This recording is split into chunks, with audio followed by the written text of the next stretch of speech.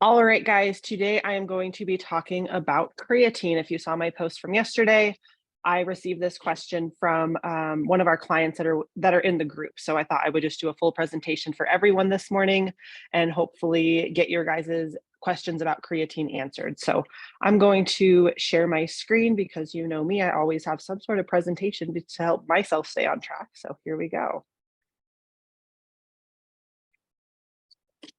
Okay, so what are we doing today? We're going to be learning about creatine.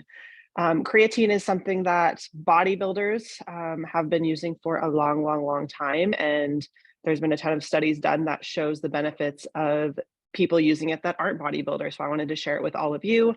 I also did a post in the group yesterday just asking people if they do take creatine. And there's actually quite a few people that are taking it, which is awesome to see.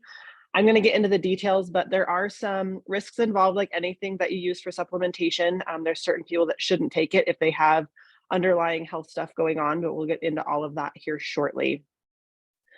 Okay, so what is creatine? So creatine is a nutrient produced in the body from amino acids. I won't name those because I am horrible with pronunciation, but there they are for you right there.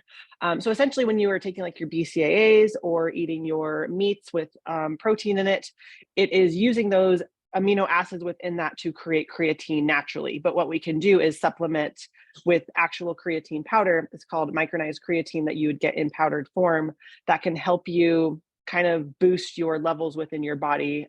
Even if you are getting enough protein, it's still good to kind of, I call it like topping off, and we'll get to that when we talk about the dosage use as well. But it's synthesized in the liver and kidneys, and you'll see later on why you shouldn't take it if you do have kidney or liver failure or damage or anything like that. 95% is transported to skeletal muscles and stored as energy. So super, super cool. It does give you a little energy boost. Again, one of the benefits that we'll get to. Like I talked about, small quantities of creatine can also be found in sources like red meat. But the thing that's great about creatine is it does help with extra energy for your workouts, help promoting that muscle. Oh, what would you call it? I'm horrible with words sometimes, but um, oh my gosh, getting your muscles to fire, essentially. There's a shortened word for that, but that's what I'm going to go with this morning.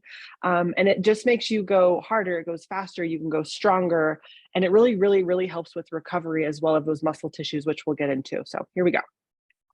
So some of the benefits, like we've kind of talked about and I've teased a little, it's going to speed up your muscle recovery, and it does that by hydrating the muscle cells more efficiently, which you'll see in that third bullet here. It also increases your muscle building hormone, which is the anabolic hormone, and you've probably heard that word thrown around. Anabolic just means muscle growth, essentially. So that's a good way to remember it. Improves athletic performance, like we talked about. It will help your muscles fire a little quicker, give you maybe a little bit of strength. It's hard to say specifically, but it's more so because your muscles are now hydrated properly, you're recovering better because of the creatine. So it's almost like an indirect source of improving your athletic performance, if that makes sense. And it's also going to decrease injury and strains by hydrating the muscles, which is, again, one of the great benefits of creatine is it essentially helps hydrate those cells that are within the muscles, which again, you know, our everything that we are is made up of these cells. So if your cells are more hydrated, whatever those cells are creating is going to be more hydrated as well. So who should take creatine? I think creatine is such a great supplement, and there's very, very, very low risk with it, unless, like I said, you have something underlying going on. So if you're someone that is getting into the gym, starting workouts, I think you should take it. Again, I never want to push supplements on anyone. You can get, like it talked about at the beginning, this creatine in whole foods, which is fine. You may not get enough essentially to really take advantage of all the benefits. But like I said, I don't push supplements on anyone. But if you're wondering if you should take it and you are getting a new routine, maybe you're one of our clients that just started, highly suggest taking it. And I do have to do a disclaimer right here because people are crazy and want to sue everyone for everything. So please consult your physician to make sure that it's right for you before you start. All right, who should not take it? So like we talked about, liver and kidney is what essentially converts this powder into usable fuel inside of your muscle cells. So anyone with liver disease, kidney disease, or high blood pressure, the reason for the high blood pressure is it's going to be storing more liquid inside your body. So if you already are having high blood pressure, it's basically going to expand the amount of hydration within those cells. And if you can't pump that, or within the veins, and if you can't pump that out correctly, you may see even higher blood pressures. That's why that one is in there. And again, always consult your physician before you start creatine to make sure it's right for you. Disclaimer. Okay. So how much should you take? What I like to think about it is initially you want to fill your bucket up. So the initial 5 to 7 days, so about a week, you're going to take 10 to 20 grams per day. Driven Nutrition has this creatine that I use, and it's 5 grams per scoop. I would say, I mean, it's up to you. There is no like just black and white amount that you should take, but you know, it's up to you. Like maybe you can meet in the middle and do 15 grams per day for a week, or maybe you want to just keep it simple and do 10 grams per day for a week. That's totally fine. But you're going to do that for the first 5 to 7 days and basically fill your bucket up inside your body. And then you're going to maintain that by taking 2 to 5 grams per day. And like I said, the amount in each scoop of this Driven Nutrition creatine that I use is 5 grams per day. So it's just one scoop. You can mix it in water, mix it with your protein shake. You can't taste it or anything, so you can really mix it in with whatever you want. But so the first week, you're going to basically be filling that bucket up. And then to maintain it, you're just going to kind of be topping it off with that 5 grams. So every time you use a little bit, you're going to replenish it with that 2 to 5 grams, which is just an everyday serving. Timing of creatine isn't super important. I just say whatever works best for you and try to do it at the same time every day. So if you want to have it, you know, in the morning, if you have a shake on your way to work, or maybe you want to throw it in your pre-workout drink or your BCAAs during the day, that part doesn't matter as much as it does just getting it in and trying to have a routine. So you make sure that you take it each day and you're not taking it, you know, late at night one night and then early in the morning the next day, because it's kind of going to be overlapping a little bit.